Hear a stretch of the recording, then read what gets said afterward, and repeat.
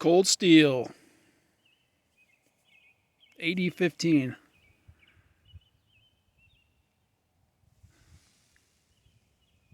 So I'm out checking out some ground squirrels, making sure they're minding their own business. Apparently they are. Sun's not out, so they're not too active. So that AD15.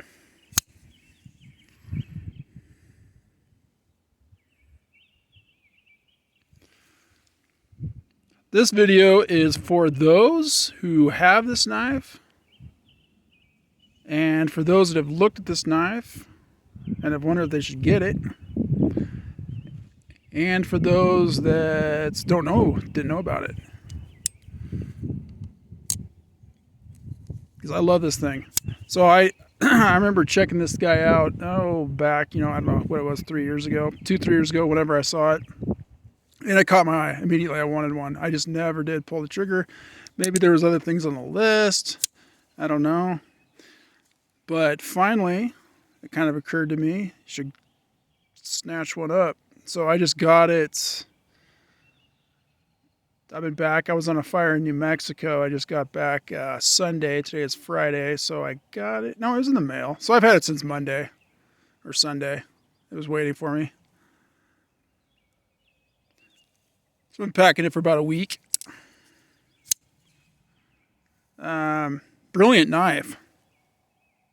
So I was going to kind of compare it with, I busted this guy out. And this video does not end here either. There's going to be more to come regarding Cold Steel. So the old SR1, I did a video on this. And also I did reprofile it. I don't know if it's going to turn out. But I did throw a 15-degree angle on there, so I did lay that back a bit. I think it turned out pretty good. Took a while to do because I don't have a big bench stone or a guided system. I was just using Spyderco Sharpmaker rods and a diamond rod that I had. Pretty much wore it out trying to do this. So anyway, back to the old AD15. Overall length of 8.5. A blade length of 3.625, they say. I did straight pull the tape on it, and it's actually damn near 3 3/4. So it's a little longer than, whatever. It's tenth of an inch, but it's all 3/4, 3 3/4. Blade thickness of 1500ths. It's a nice bit of stock there. S35VA in steel, of course, kind of like their go-to on their higher end knives and high-end knives. Handle length of 5 1/4. Handle thickness of 6/10 of an inch. Yeah. Weight of 6.57 ounces, and I can't dispute that because I don't have a scale. But it doesn't feel, it feels like it feels like what it looks, or it weighs what it looks like. It looks like that's about the weight of it, if that makes sense.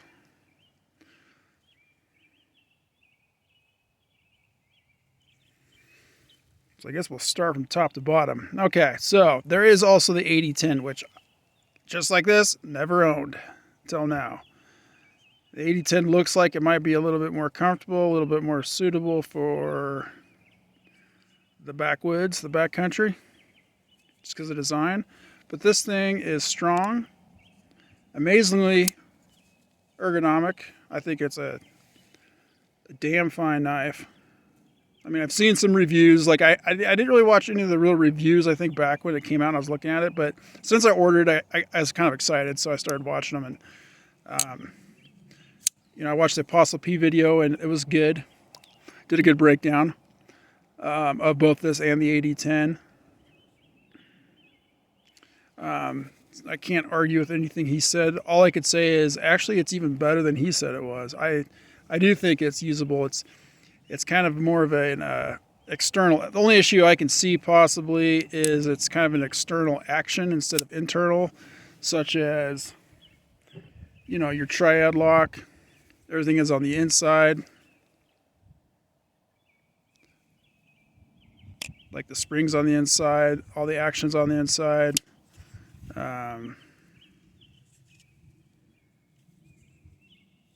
So maybe a little bit more weatherproof, you could say, or life proof. This is kind of on the outside. I don't see it's not a real big issue. Maybe it makes it easier to clean. I don't know. Other issue is you might not notice this from pictures, but the tang here is really exposed. If you were to drop it, it could cause some issues. Everything is really sharp. So I guess you could consider that a negative. I don't really consider it a negative. I mean, this, you know, when Andrew Demko, who is a genius, in my opinion, or at least a quality designer, and I really like all of his designs he does. Like Cold Steel, I mean, yeah, some of their stuff I wouldn't get, but the stuff that they do make that I like the looks of, I mean, it's all quality. Like no issues whatsoever. I'll get to the fit and finish here in a minute, but got to get the negatives out of the way first. And I don't even think they're negatives. Everything is kind of sharp. You'll notice that right off the bat, and then that'll go away. You'll stop noticing it. But like the jimping is sharp on the edges. That might be something for some people. The G10 is pretty aggressive, you know, and it's been pointed out in other videos that maybe they should have left a flat spot under the clip so it won't tear your pants up. You can address that yourself. I haven't. The clip's perfect. Not too tight, not too loose, just perfect. I mean, it's the best Cold Steel clip I've ever had. Lock bar is perfection. It's good tension on it. These are stiffer than your typical trad lock, as in it actually, I can flick this sucker out with my thumb, but it's actually kind of, I don't know if it's the angle or get my thumb underneath that sucker.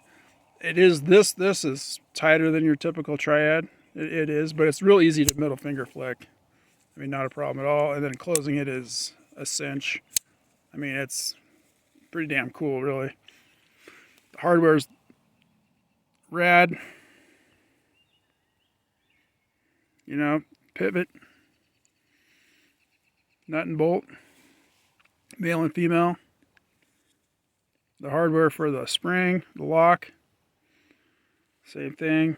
It's got a lanyard hole. So fit and finish, perfection. Super smooth, just quality. God, Cold Steel. I always like Cold Steel, but I haven't owned one of their like high-end knives. Like you know, I have the Recon, and I have to dig that out. It's hiding from me somewhere. Luckily, I was able to find the SR1. But that's a beauty too. So that's not true. I've had the SR1. It is a high-end knife. This one's even a step up from that, perhaps. Yeah, blade centering is perfect. Super sharp. Typical Cold Steel. Never an issue. Good symmetrical grinds. And one thing I thought, perhaps it wasn't the best whittler or woodworking knife, you know. That's not true. I actually did whittle a stick last night, and you know, you're not coming in at a high angle. You come in at a nice low angle, and it just shaves the wood. Now, I got another knife that I'll do a video on here in a day or two. Just got it today, and that would be the Bush Ranger. Another knife I've looked at for a long time. Finally pulled it, just said, screw it, I'm going for it. I'm going to buy that sucker, and I can't be more pleased. All right, same story. One little fit and finish issue on that one, but not a big deal. So, mosquito, pardon me, on my hand. All right. Anyway, so getting back to this. Yeah, maybe it's not the most all day. It might cause some hot spots with, you know, with the lock bar and the sharp, but I haven't really noticed. I think, and the ergonomics themselves are fantastic. Not that I'm concerned about that one, but that's fine. You know, your regular little hammer grip, choke up, whittling grip, draw cut. I mean, no issues whatsoever. Just perfect size. Plus, if you're yarding on wood, probably choke up.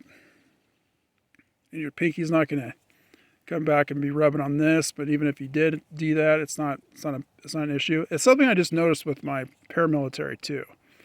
I'll address that too in a comparison with the, I think I'll do a Bush Ranger Paramilitary 2 comparison video. Anywho, thumb studs are a little sharp. I think they're a little, it's either that or it's just a lighter action on the SR1. I don't think these ones are quite as sharp. Yeah, they might be. Might be the same. One thing you'll notice, SR1 does have Torx for the old thumb stud. AD15 does not. It's got a regular slot. In this case, that's an issue for you.